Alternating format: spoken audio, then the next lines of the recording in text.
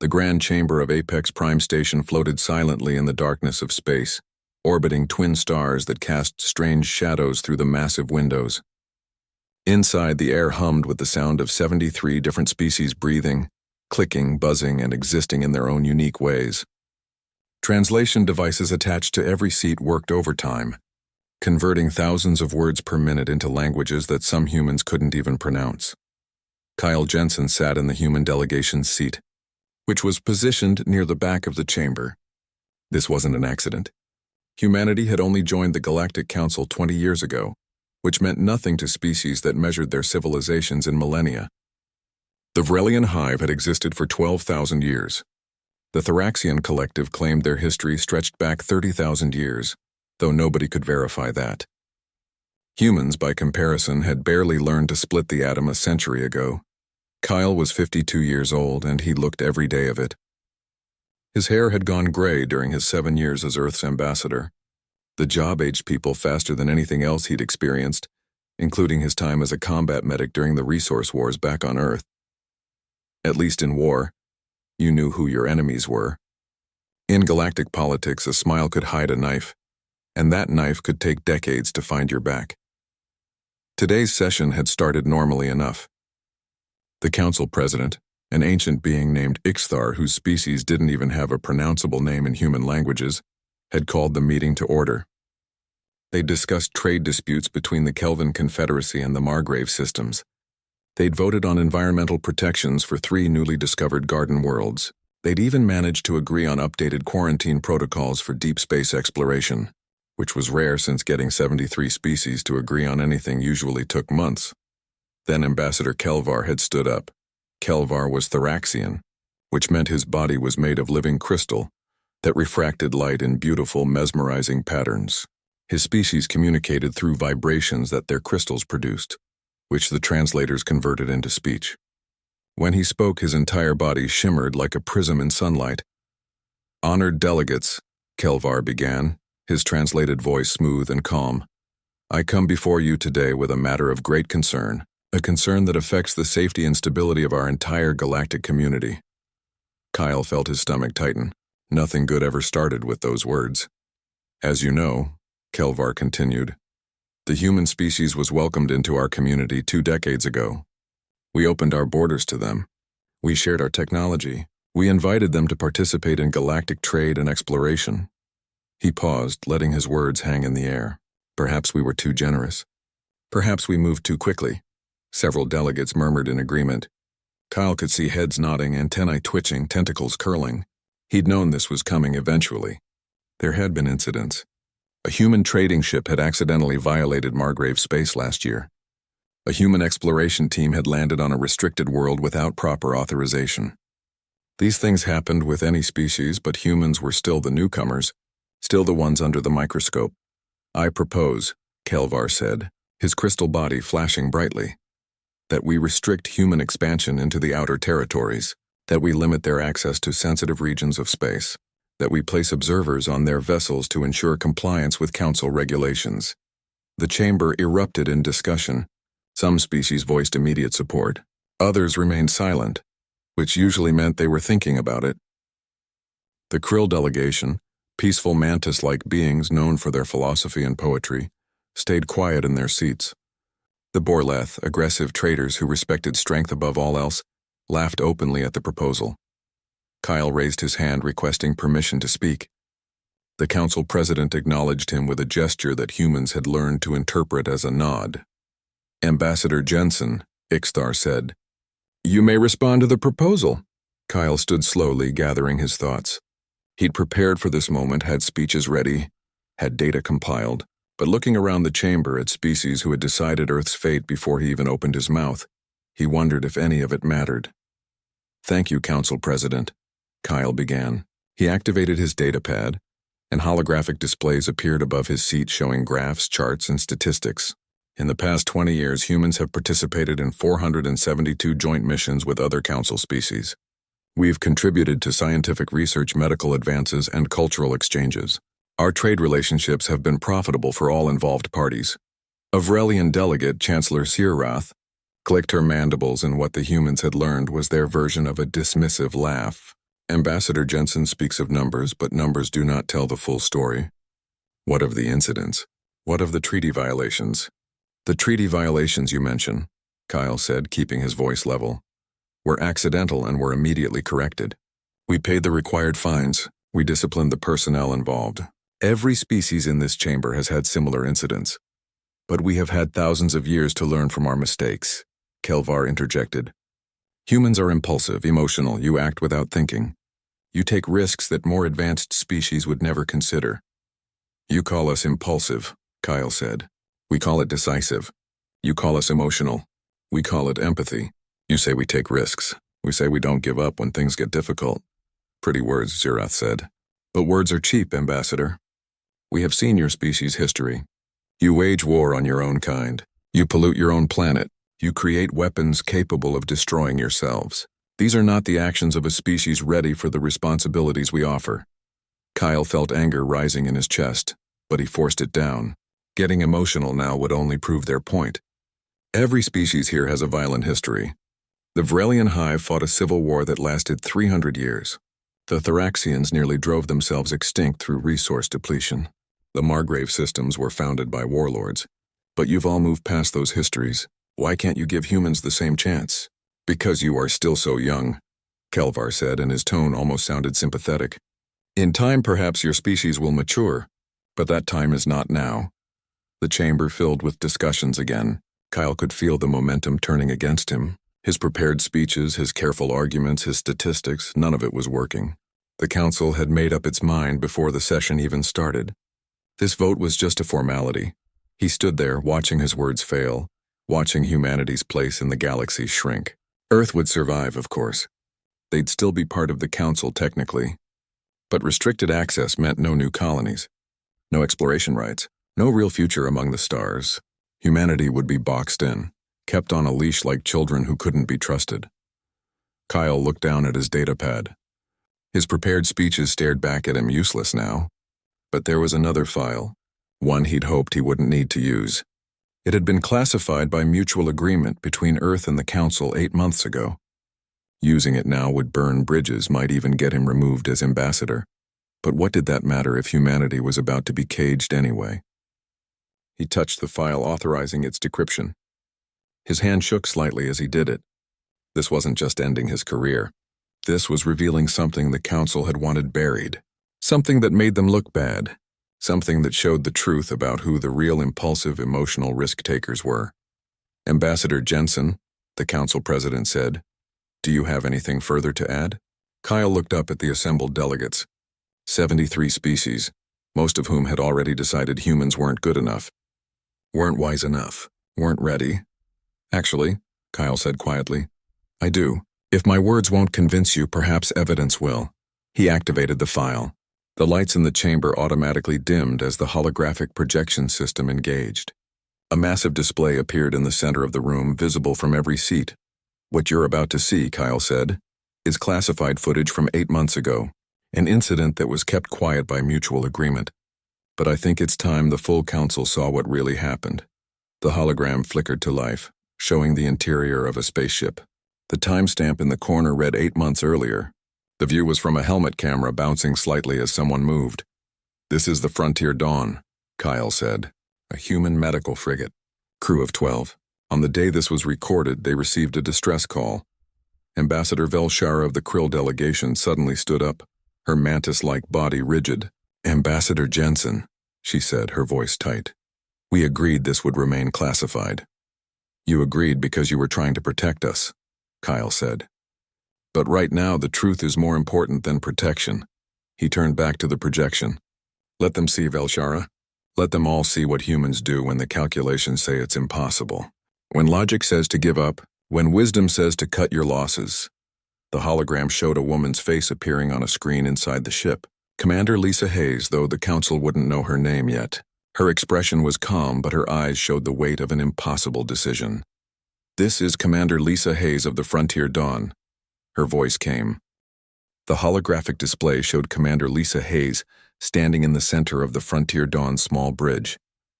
She was maybe 40 years old, with short brown hair and the kind of face that had seen too many emergencies. The timestamp showed this recording was from 8 months ago, during what the official reports had called a minor rescue operation in the Outer Territories. Lisa's voice came through clearly as she spoke into her log recorder. Mission log, day 147. We're 3 days into our medical supply run to the Kelvin stations when we picked up a distress signal. It's from the Nest of Stars, a krill colony ship carrying 347 civilians. The view shifted to show the bridge's main screen. The Nest of Stars appeared there, a beautiful ship that looked like it was grown rather than built. The krill didn't construct vessels the way other species did. They grew them from living coral-like material that was stronger than most metals. But even from the distance of the camera, anyone could see something was terribly wrong. Parts of the hull glowed red, and debris trailed behind it like blood and water. The Nest of Stars suffered an engine malfunction, Lisa continued. They're caught in the gravity well of a collapsing star system. Current calculations give them 6 hours before either the radiation kills them or the gravity tears their ship apart. A man appeared next to Lisa on the display. He was younger, maybe 30, with nervous hands that kept adjusting his glasses. The subtitle identified him as Engineer Danny Cross. I've run the numbers 3 times, Commander, Danny said, and his voice shook slightly. The nearest Council rescue fleet is 14 hours away. They're not going to make it. Lisa nodded slowly. What about us? Can we get there in time? We can reach them in 40 minutes, Danny said. But Commander, our ship isn't designed for this. We're a medical frigate, not a rescue vessel. Maximum capacity is 50 people if we strip down to emergency life support. And they have 347. Lisa finished for him. She stared at the screen showing the dying krill ship. Have they responded to the Council fleet's estimated arrival time? A woman's voice came from off-camera. Yes, Commander. The Council fleet told them they would be too late, but that they were coming anyway. They told the krill to make peace with their situation. The Council chamber watching this recording went very quiet. Several delegates shifted uncomfortably in their seats. Kyle kept his eyes on the hologram, letting the words sink in. Make peace with your situation. The diplomatic way of saying we've done the math and you're going to die. Contact the Nest of Stars, Lisa said. Let them know we're on our way. Commander, Danny said carefully, even if we make multiple trips, the math doesn't work. The star system is collapsing faster than predicted. We'd need at least 7 trips to evacuate everyone, and we won't have time for more than maybe 4 before the whole system goes critical. Then we'll make 7 trips work in 4 trips worth of time, Lisa said. That's impossible. Impossible just means nobody's done it yet. Lisa turned to face the camera directly, speaking into her log. Rerouting to the Nest of Stars. All crew to emergency stations. Looks like we're doing something stupid today. The hologram fast-forwarded through the 40-minute journey. When it resumed normal speed, the Frontier Dawn was approaching the krill colony ship. The view switched to an external camera, and the Council delegates could see just how bad the situation was. The star in the background pulsed with unstable energy, sending waves of radiation across the system. The Nest of Stars drifted helplessly, its engines dead, its hull buckling from the gravitational stress. Lisa's crew appeared on screen one by one as she called them to the bridge. There was Jake Morrison, the pilot, a man with steady hands and a cocky smile that didn't quite hide his fear. Carrie Walsh, the medical officer, looked like someone's grandmother but moved with the efficiency of a combat surgeon. The rest of the crew assembled quickly, 12 humans in total on a ship meant for medical supply runs. Here's the situation, Lisa told them, her voice carrying the weight of command. We can fit 53 people per trip if we remove non-essential equipment and push our life support to maximum. The krill have 347 souls on that ship, including 62 children. The star system will collapse in approximately 6 hours. Questions? A young woman spoke up. Her name tag read Sophie Rivera. What are our chances, Commander? Of getting everyone out? Lisa paused. Honestly, the math says 0. The system's going to collapse before we can make enough trips. But the math also says I don't care. We could get 200 out, Danny said quietly. Maybe 250 if we push it. That's better than none. It's not all of them, Lisa replied. Anyone have a problem with attempting to save all of them anyway? The Council delegates watched as every single crew member shook their head. Not one person objected. Not one person suggested the logical choice of saving who they could and leaving the rest. Right then, Lisa said. Jake, get us docked. Carrie, prep the medical bay for krill physiology. Danny, I want you pulling every bit of power you can find. Strip the weapons, strip the luxury systems, strip everything that doesn't keep people alive. Everyone else, we're on refugee loading duty. Move fast, move careful, prioritize the injured and the young. The hologram showed the first docking. The Frontier Dawn connected with the nest of stars and the human crew rushed inside. The krill were panicking, which was terrible to watch because the krill were normally so calm, so philosophical.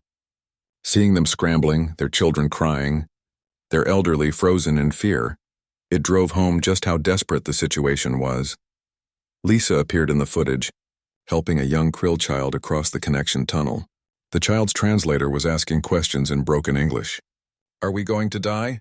Is the star going to eat us? Not if I can help it, Lisa told the child. Not today. They loaded 53 krill in 12 minutes. The crew worked with practiced efficiency, guiding refugees, checking them for injuries, getting them secured. The moment the last one was aboard, Jake undocked and pushed the engines hard. The view from the cockpit showed the star system around them.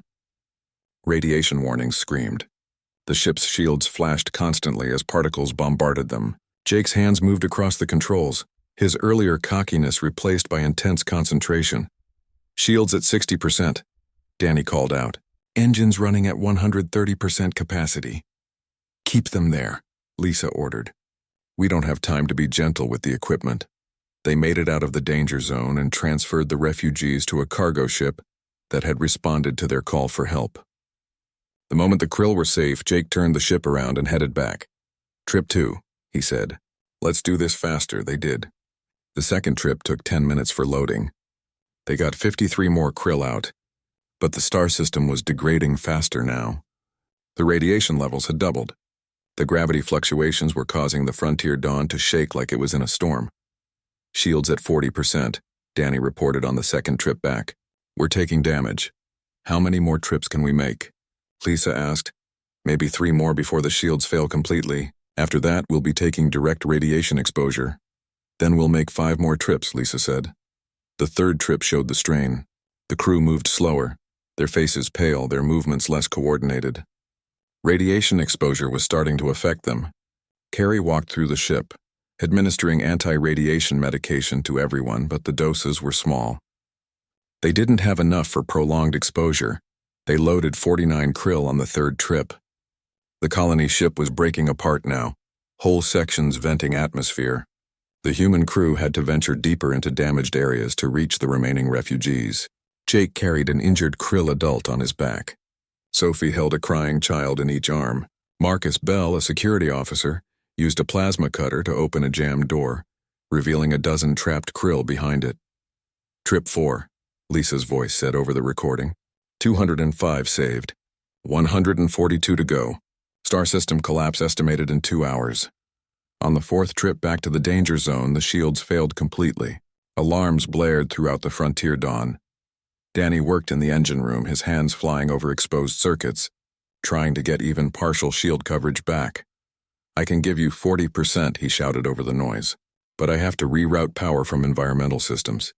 Do it, Lisa ordered. The environmental systems powered down. The temperature inside the ship started rising.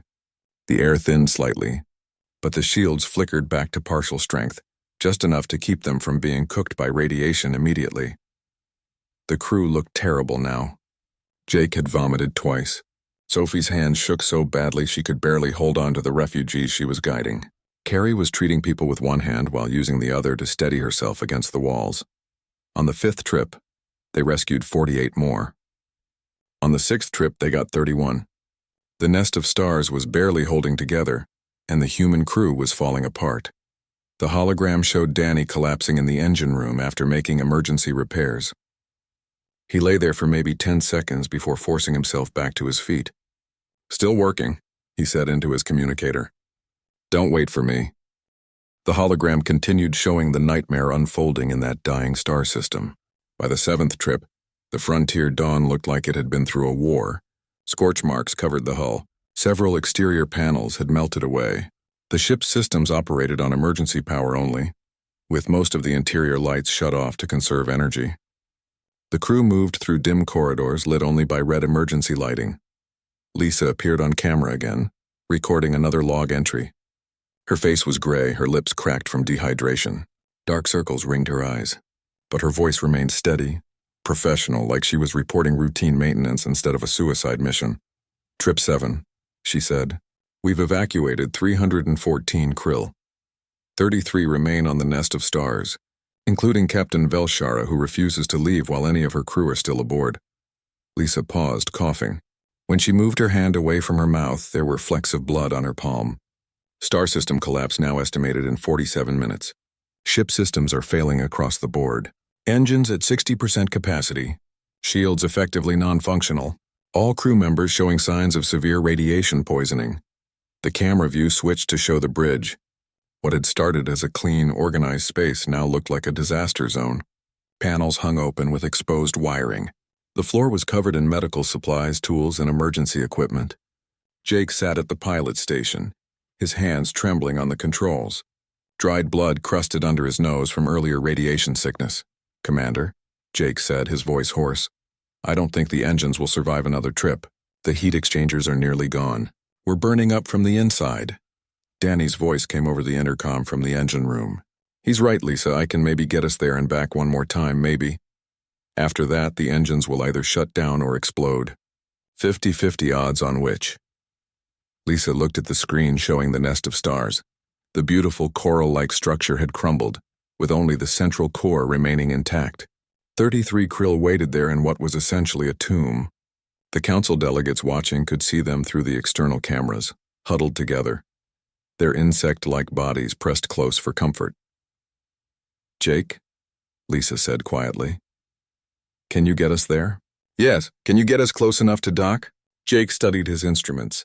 His hands shook so badly he had to grip the console to steady them. The docking mechanisms are damaged on both ships. "I'll have to manually align us. In this radiation with failing engines and no shields. But yeah, Commander, I can do it. Then let's go get our people." The hologram showed the approach. Every member of the council leaned forward in their seats, watching Jake Morrison perform what was essentially an impossible feat of piloting. The Frontier Dawn shuddered and bucked as radiation storms hammered it. The gravitational fluctuations threw the ship off course every few seconds. Jake compensated, his hands moving by instinct more than sight since half his instruments had failed. 30 meters, he called out. 20 meters. Gravity fluctuation compensating. 15 meters. Engine 2 is overheating. 10 meters. The ship jolted hard and everyone on the bridge was thrown sideways. An explosion echoed from somewhere deep in the vessel. "That was Engine 3, Danny reported, his voice tight with pain. "It's gone. We're down to one engine. I can give you maybe 5 more minutes of thrust, then we're dead in space." 5 minutes is all I need, Jake said. 5 meters. 3 meters. Come on, baby, just a little more. The Frontier Dawn connected with the nest of stars with a grinding crash that made both vessels shudder. It wasn't a clean dock, it was a collision that happened to line up the airlocks. But it worked. "Seal is good enough," Jake announced. "Go, go, go." Lisa and her crew rushed into the krill ship. The footage showed them moving through corridors that were literally falling apart, the coral-like walls crumbling to dust. They reached the central chamber where the last 33 krill waited. Captain Velshara stood at the front of the group. She was larger than the other krill, her carapace marked with the scars of a long life. When she saw the humans coming, she raised her front limbs in what her species used as a gesture of respect. "You came back," Velshara said through her translator, and her voice carried wonder and disbelief. "The council told us to make peace. They said we were mathematically unsavable, but you came back." "We don't care much for math when people are dying," Lisa said. She was breathing hard, each word an effort. "Everyone, let's move. We don't have much time." The humans started guiding the krill toward the airlock, but Velshara didn't move. "Captain," Lisa said, "we need to go now." "You should not have come back," Velshara said. "I received telemetry from your ship. Your crew is dying.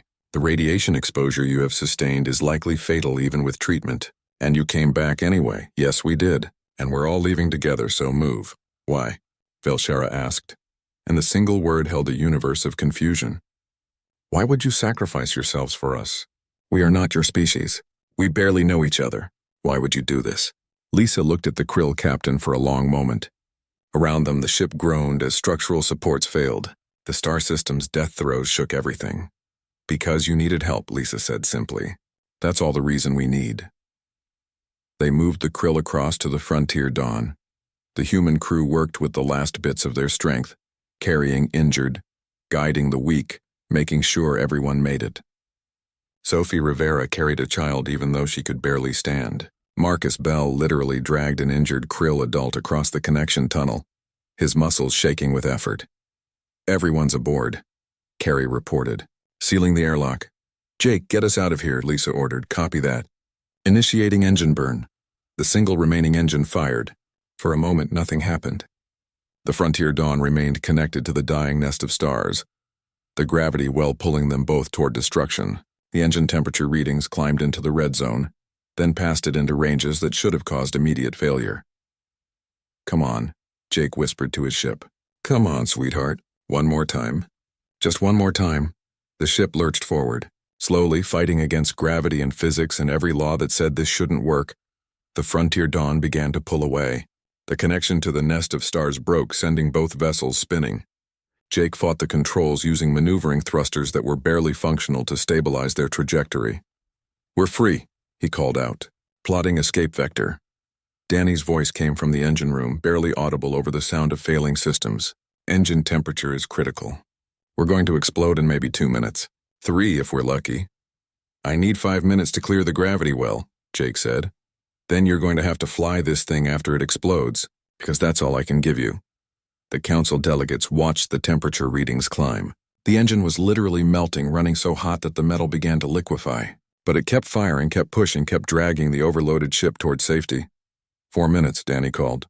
Temperature past critical. Auto shutdown failed. Manual shutdown not responding. This thing is going to blow. How far, Jake?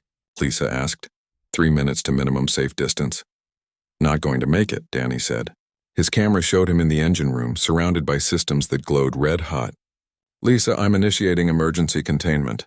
When this goes, I can direct the explosion backward, give you a boost. Should add another 30% to your velocity.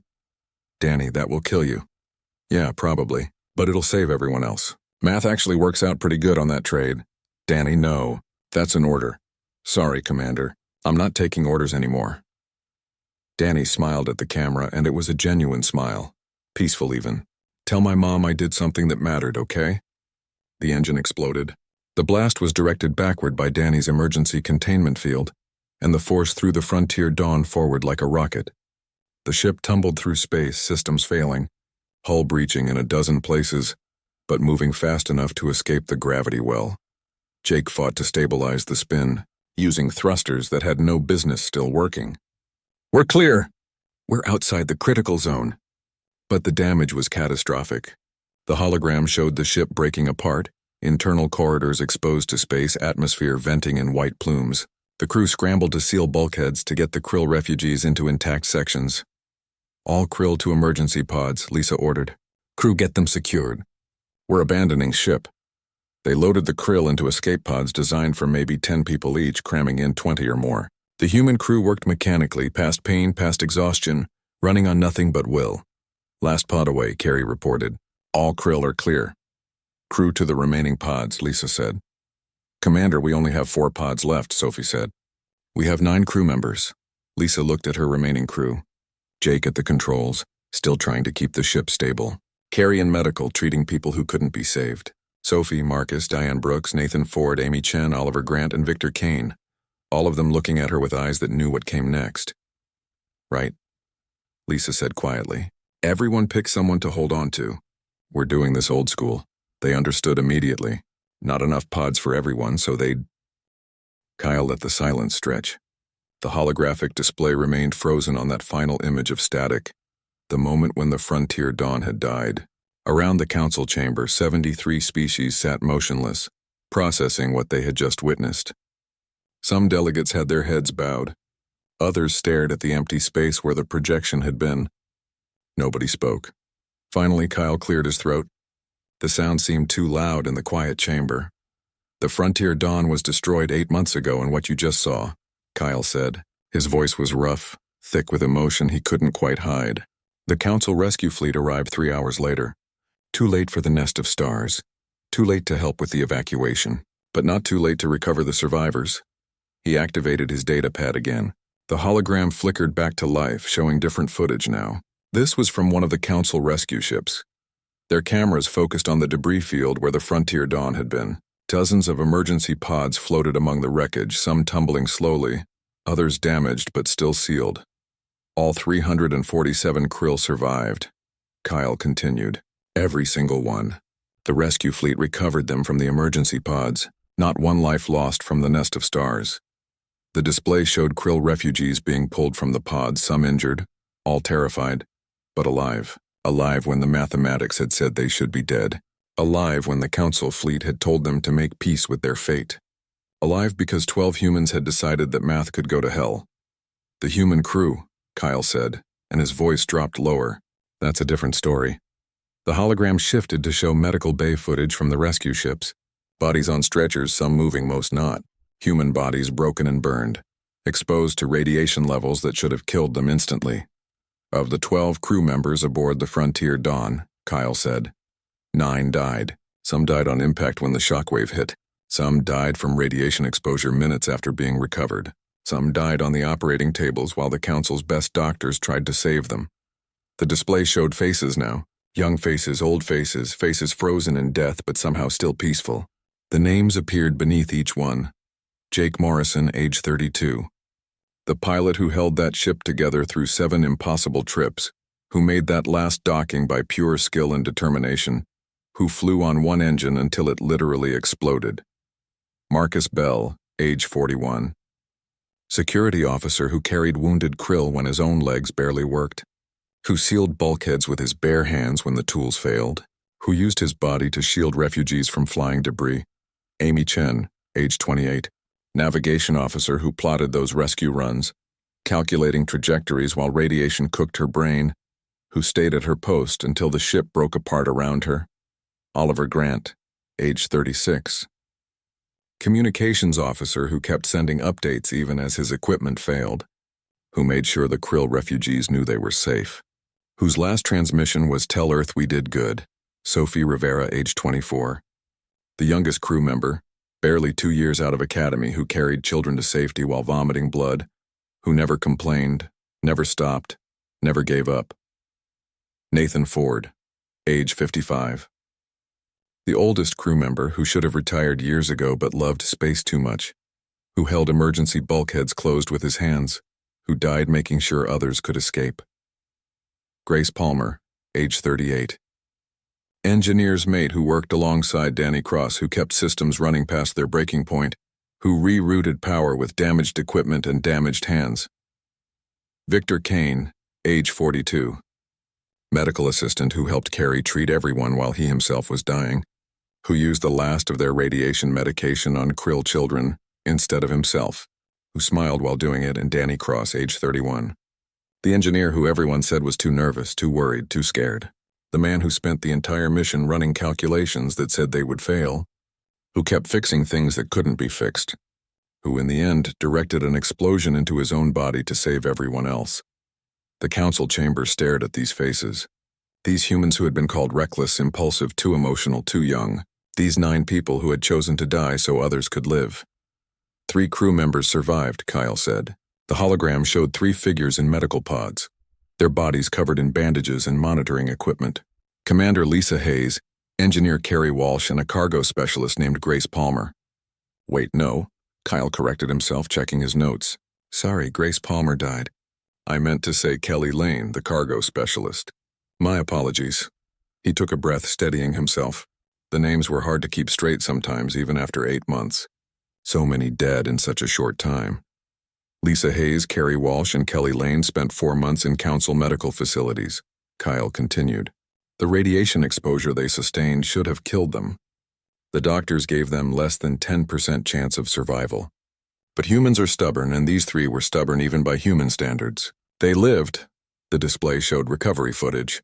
Lisa in a hospital bed, her skin gray and covered in radiation burns, her hair gone, her body wasted away. But her eyes were open and she was talking to a krill child who sat beside her bed. The child was one of the refugees from the nest of stars. Carrie appeared next, looking even worse than Lisa, hooked up to so many machines she barely looked human. But she was smiling at something off camera. that same grandmother smile she'd had before the rescue. Kelly Lane was younger than the other two, maybe 30, and she looked like death itself. Burns covered 80% of her body. One arm was missing below the elbow, lost when part of the ship exploded. But she gave the camera a weak thumbs up with her remaining hand. "They're still recovering," Kyle said. "They'll probably be recovering for the rest of their lives. The radiation damage doesn't just heal. It stays with you, affecting everything. They'll have health problems forever because of what they did that day." He paused, looking around the chamber at all those alien faces. "Now, I want to address something that Captain Velshara mentioned," Kyle said. "This incident was classified by mutual agreement.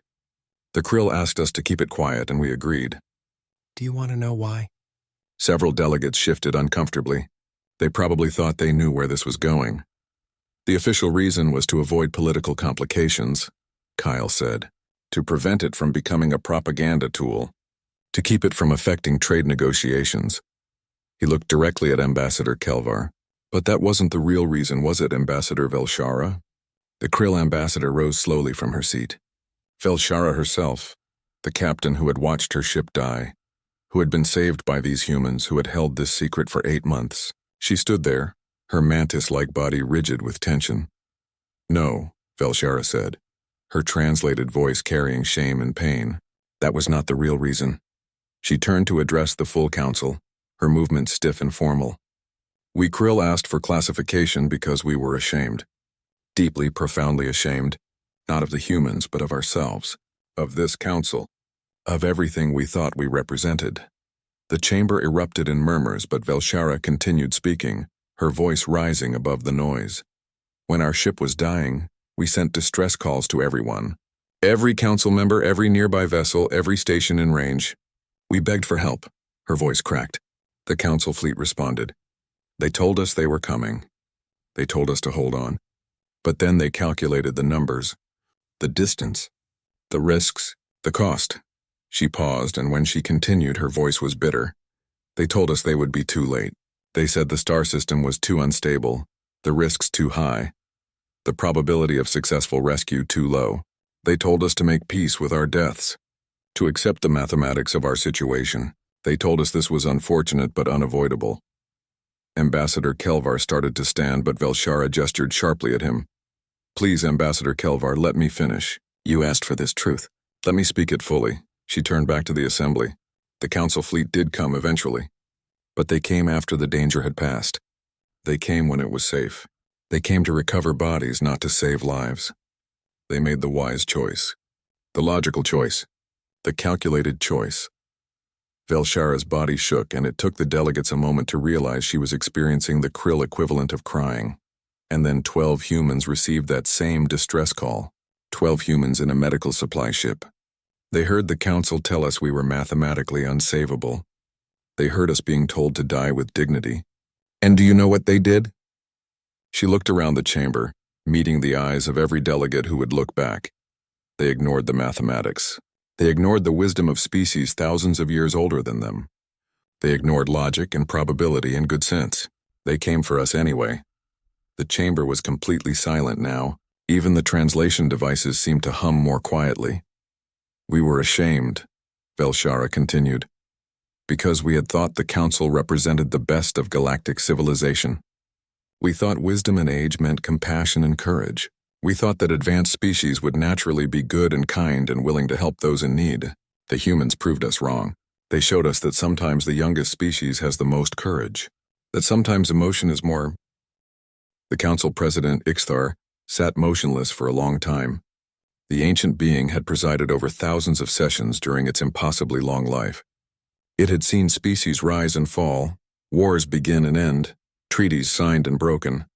But in all those centuries it had rarely seen the council this quiet, this uncertain, this shaken. Finally, Ixthar spoke. "This session will take a 30-minute recess. Delegates may use this time to review the evidence, consult with their governments, and consider their positions.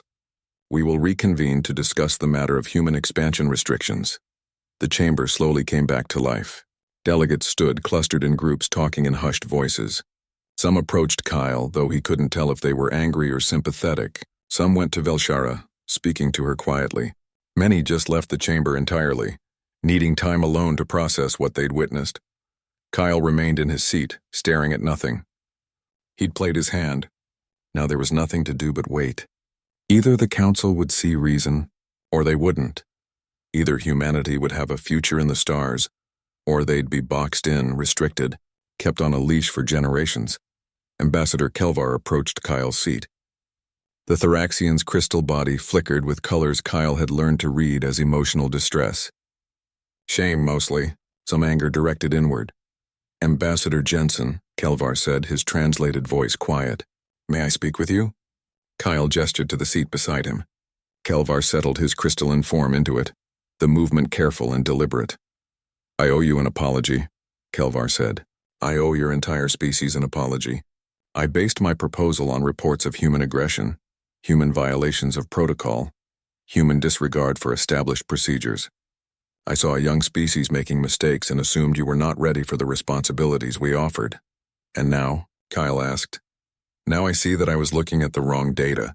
I saw the mistakes but missed the character behind them. I saw the violations of protocol but missed the reasons for those violations. Kelvar's body shifted colors.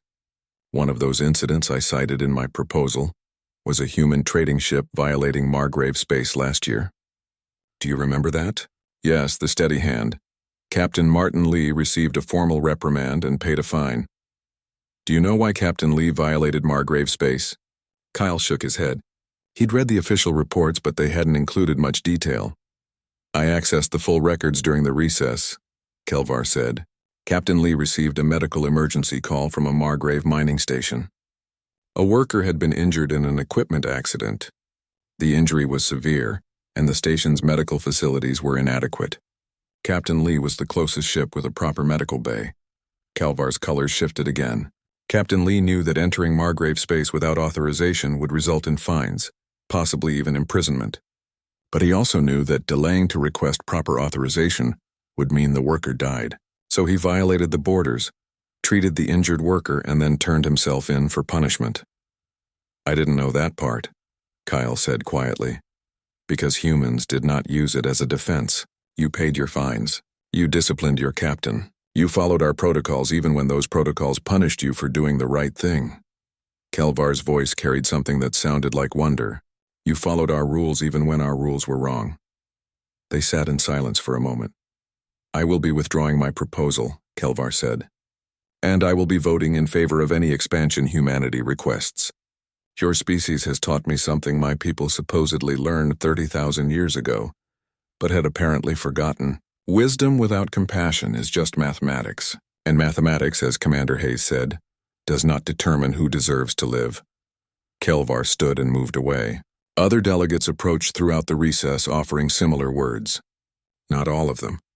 Some species still looked at humanity with suspicion or fear, but enough. Enough that Kyle started to think maybe, just maybe, the vote would go differently than he'd feared.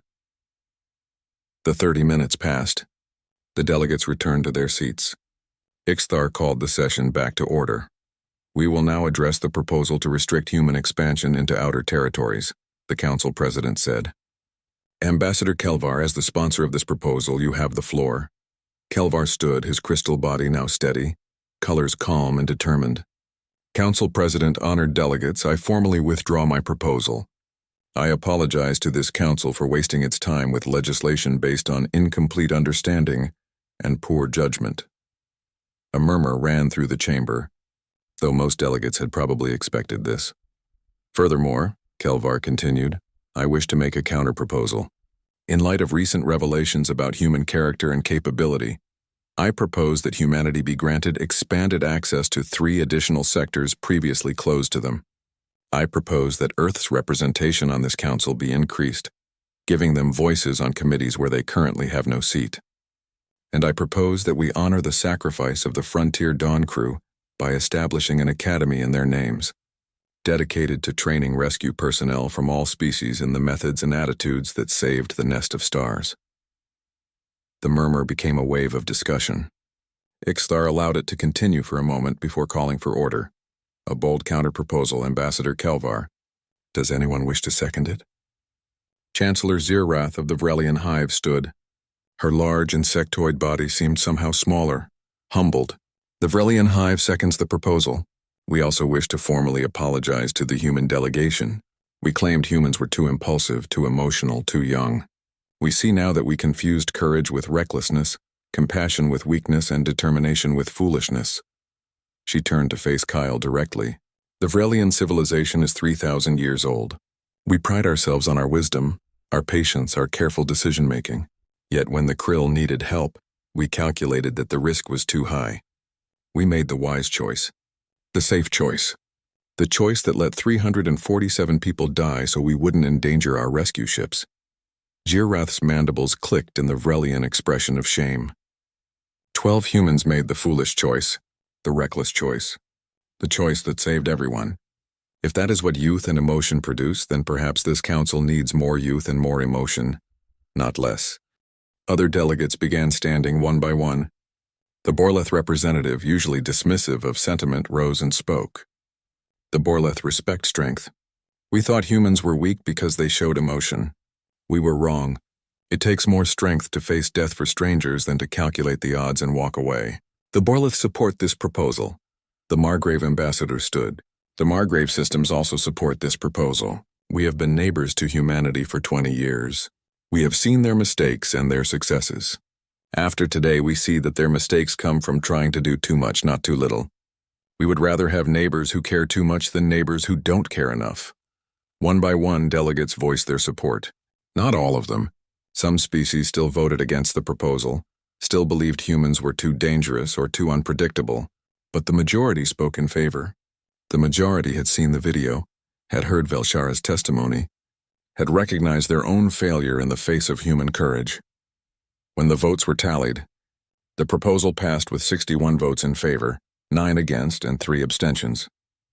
Humanity would have expanded access, increased representation, a future among the stars instead of a cage. Kyle felt tears on his face but didn't bother wiping them away. He'd spent 8 months carrying the weight of those 9 deaths, wondering if their sacrifice had mattered, if anyone would care, if the galaxy would ever understand what they'd done. Now the galaxy knew. And it had responded. After the session formally adjourned, Velshara approached Kyle. The Krill ambassador moved carefully, her body language showing respect and gratitude. "Thank you for sharing that video," she said. "I know it was classified. I know it could cause problems for you politically. But the council needed to see it. The galaxy needed to know the truth. Those 9 people deserve to be remembered," Kyle said. "Not kept as a secret. Not hidden away because it made the council look bad. They will be remembered," Velshara promised. "Every Krill child learns their names now. Jake Morrison, Marcus Bell, Amy Chen, Oliver Grant, Sophie Rivera, Nathan Ford, Grace Palmer, Victor Kane, and Danny Cross. We teach our young about the humans who came when wisdom said not to, who saved us when mathematics said we could not be saved." She reached into a pouch and pulled out something small, pressing it into Kyle's hand. It was a crystal carved in the Krill style, with 9 points representing 9 lives. Names were etched on each point in both Krill script and human letters. "This is for Earth," Velshara said, "so your people know that we remember, that we honor them, that we will never forget what they did for us." Kyle closed his hand around the crystal, feeling its weight. 9 lives, 9 names. 9 humans who had been called reckless and impulsive and too emotional, who had proven that sometimes those qualities were exactly what the galaxy needed. He returned to his quarters that evening and composed messages. 1 to Earth's government, reporting the vote and its implications. 1 to the families of the 9 who died, telling them how the galaxy had finally learned their names. 1 to Lisa Hayes, Carrie Walsh, and Kelly Lane, letting them know their sacrifice had changed everyday.